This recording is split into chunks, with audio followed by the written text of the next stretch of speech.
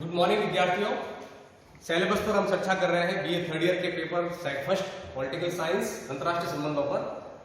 अब हम चर्चा करेंगे यूनिट 5 के ऊपर। आप ध्यान दीजिए, मैं 4 यूनिट आपको समझा चुका हूं और एक बात पर आपको वापस जोर दे रहा हूं कि आप किताबें नहीं खरीदें, पुराने सन की किताबें आप नहीं खरीदें। इस पेपर में आप ध्यान दें, यूनिट 5 के अंदर आपको पढ़ना है अंतर्राष्ट्रीय राजनीति की समकालीन प्रवृत्तियां और मुद्दे। इसका बुनियादी अर्थ होता है कि आज की जो हमारी वर्तमान राजनीति है उसकी प्रवृत्ति किस प्रकार की है, क्या वो एक ध्रुवीय है, बहुध्रुवीय है या द्विध्रुवीय है। जो भी प्रवृत्ति अंतर्राष्ट्रीय राजनीति की आज दिखाई देती है, आपको इसमें यह भी अध्ययन करना है कि कौन कौन से महाद्वीप में किन किन जगहों पर कोल्ड वॉर चल रहा है, कौन कौन सी महाशक्तियां आमने सामने है, नए नए चेंजेस जो है विश्व राजनीति में क्या आ रहे हैं, कौन कौन से चैलेंज हमारे सामने है। चैलेंज को हम मुद्दों के रूप में परिभाषित करते हैं। जैसे आज हमारे सामने सबसे बड़ी समस्या जो है वो आणविक युद्ध की है। दुनिया भर में जो असला जो है आणविक शक्तियों का वो इकट्ठा हो चुका है। दूसरी हमारे सामने समस्या जो है वो पर्यावरण को लेकर है। आपने पढ़ा भी होगा कि ग्लोबल वार्मिंग के कारण टेम्परेचर जो है बढ़ रहा है। वर्षा में जो है बहुत बड़ा बदलाव आ रहा है। जहाँ बारिश नहीं हो रही थी वहाँ बारिश हो रही है। जिन इलाकों में बारिश की प्रचुरता थी वहाँ बारिश नहीं हो रही है। दुनिया भर की जो नदी के मुहाने हैं वो सूख रहे हैं, ग्लेशियर जो है वो पिघल रहे हैं। कुछ नई समस्याएं दुनिया के सामने आ रही है। मानवाधिकारों को लेकर भी चैलेंज हमारे सामने है। तो इसके अंदर जो भी अंतर्राष्ट्रीय राजनीति की आज की जो हमारी प्रवृत्तियां हैं, मुद्दे हैं, उसको आपको स्टडी करना है।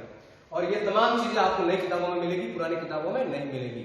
जब भी आप बीएड थर्ड ईयर की किताब खरीदें तो वहां पर आपको ये ध्यान रखना है कि वो नए ऑथर वाली हो, उसमें वो नए सन वाली हो, ताकि जो समकालीन प्रवृत्तियों की सही जानकारी आपको मिल सके। इस प्रवृत्ति के अंदर यूएनओ की जो भूमिका है वो आपको पढ़नी है कि संयुक्त राष्ट्र संघ किस प्रकार काम कर रहा है, उसमें कौन कौन से सुधार की आज हमें आवश्यकता है। क्योंकि कहते हैं कि निर्माण काल के बाद आज तक जो है संयुक्त राष्ट्र संघ में कोई बड़े मेजर रिफॉर्म्स जो है वो नहीं हुए हैं। जो 5 महाशक्तियां हैं वही आज उनके पास ही आज वीटो पावर है।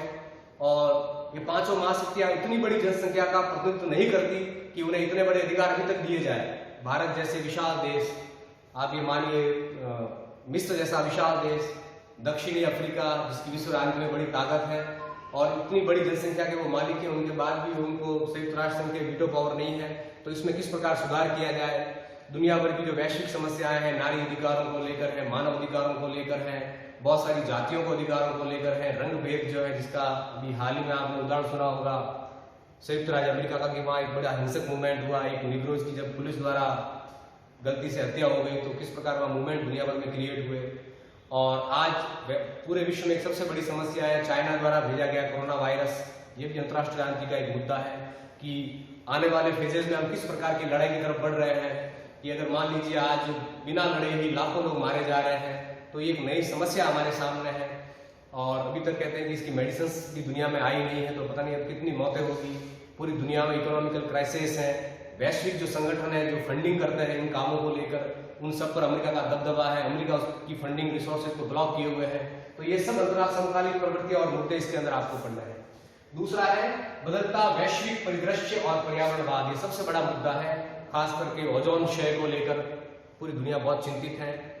और ऐसा कहा भी जाता है कि पृथ्वी का जो जीवन है वो 200 वर्ष रहा है, क्योंकि पृथ्वी गहरे संकट पर है। अभी आपने पढ़ा भी होगा कि ऑस्ट्रेलिया के अंदर भयंकर आग लगी और कहते हैं कि ये 200 वर्षों की सबसे विशाल मानवीय त्रासदी है, जहाँ हजारों लाखों जानवर मर गए, हजारों पेड़ जो है जल गए। ऐसा कहा जाता है कि ब्राजील का जो वर्षावन है वो दुनिया का 50% ऑक्सीजन का वाहक है, वो सिकुड़ रहे हैं। ब्राजील के जंगल, अमेजोन के मुहाने जो है वो सिकुड़ रहे हैं। दुनिया भर की जो नदी के मुहाने हैं वो सिकुड़ रहे हैं। जो बहुत सारी प्रजातियां हैं जीवों की है, वनस्पतियों की है, वो समाप्ति की कगार पर हैं। और जिस प्रकार का दोहन मनुष्य इस प्रकृति का पृथ्वी का कर रहा है, उससे आने वाले समय में बड़ी बड़ी पर्यावरणीय समस्याएं हमारे सामने खड़ी होगी। तो इससे किस प्रकार दुनिया लड़ सकती है, इस पर हमें चर्चा करनी है। दूसरा है भूमंडलीकरण। आपने पढ़ा भी होगा कि 1992 का जो दौर है वो एलपीजी का दौर रहा, जिसमें एक बड़ा व्यापक शब्द है भूमंडलीकरण। आज पूरी दुनिया जो है आप एक मंडल मानिए। आप ये नहीं कह सकते कि मैं एक भारतीय हूँ या मैं एक पाकिस्तानी हूँ या मैं एक अमेरिकन हूँ। अमेरिका की कोई भी घटना जो है वो आपको भी उतना ही प्रभाव डालेगी जितना अमेरिकन को प्रभाव डालेगी। तो इस भूमंडलीकरण के दौर के क्या साइड बुरे प्रभाव रहे और कौन से अच्छे प्रभाव रहे और आने वाले समय में इसका स्वरूप क्या होगा, इस पर हम चर्चा करेंगे। दूसरा, मानव अधिकारों पर हम चर्चा करेंगे। सबसे ज्वलंत मुद्दा है कि दुनिया भर के देशों में, खास करके अगर हम मध्य एशिया का अध्ययन करें तो लाखों लोग वहां मारे जा चुके हैं गृह युद्ध के अंदर। खास करके सीरिया है, इराक है, ईरान है। और अमेरिका के अंदर जो है रंगभेद को लेकर काफी लोग मारे गए, अफ्रीकी महाद्वीपों में आज भी जो है मानव की हत्याएं हो रही है रंगभेद को लेकर। तो किस प्रकार का एक्सप्लॉयटेशन है, खास करके हम बात करें रेडिकल इस्लाम की या हम बात करें ऑर्थोडॉक्स की, तो किस प्रकार कट्टरता की ओर बढ़ रहे हैं।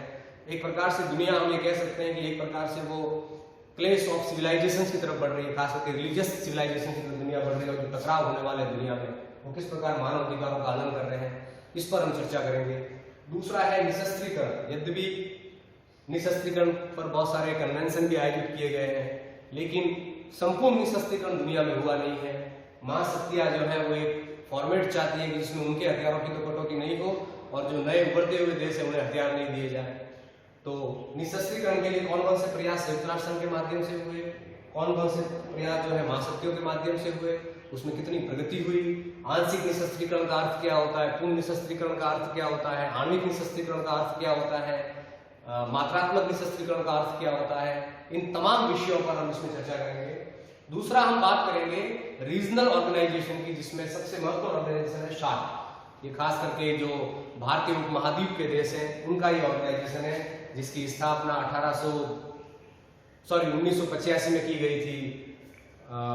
श्रीमती इंदिरा गांधी और कुछ लोगों ने मिलकर इसकी स्थापना की थी।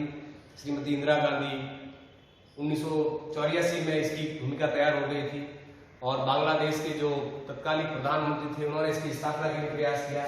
तो सार्क कौन कौन से सेक्टरों में काम कर रहा है, इसका वार्षिक अधिवेशन किस प्रकार होता है, इसका संगठनात्मक ढांचा किस प्रकार है, इसका मुख्यालय कहाँ पर है, विदेश मंत्रियों की बैठक साल में कितनी बार होती है और अभी इसकी स्थिति क्या है।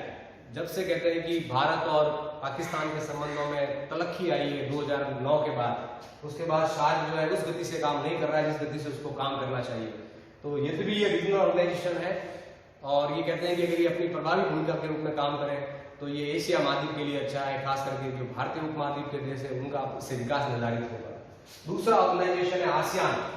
ये दक्षिणी एशियाई देशों का एक ऑर्गेनाइजेशन है जिसके अंदर इंडोनेशिया है, ब्रुनेई है, सिंगापुर है, बैंकॉक है, थाईलैंड है, आपके इसके अंदर आपके हिंद चीन के देश है, लाओस है, वियतनाम है, कंबोडिया है। एक प्रकार से 10 देशों का ये रीजनल ऑर्गेनाइजेशन है, इसमें दक्षिणी एशिया के 10 देश शामिल हैं। इसकी स्थापना जो है 1967 में हुई थी और इंडोनेशिया के जो राष्ट्रपति थे तत्कालीन, उन्होंने इसकी स्थापना की कल्पना की थी। एक मजबूत ऑर्गेनाइजेशन है और भारत भी इसका संवाद भागीदार है। तो इसकी स्थापना कब हुई, कौन कौन से सेक्टरों पर यह काम कर रहा है, इसकी उपलब्धियां क्या है, कितने इसके अभी तक शिखर सम्मेलन हुए हैं, किन किन सेक्टरों पर इसने काम किया है।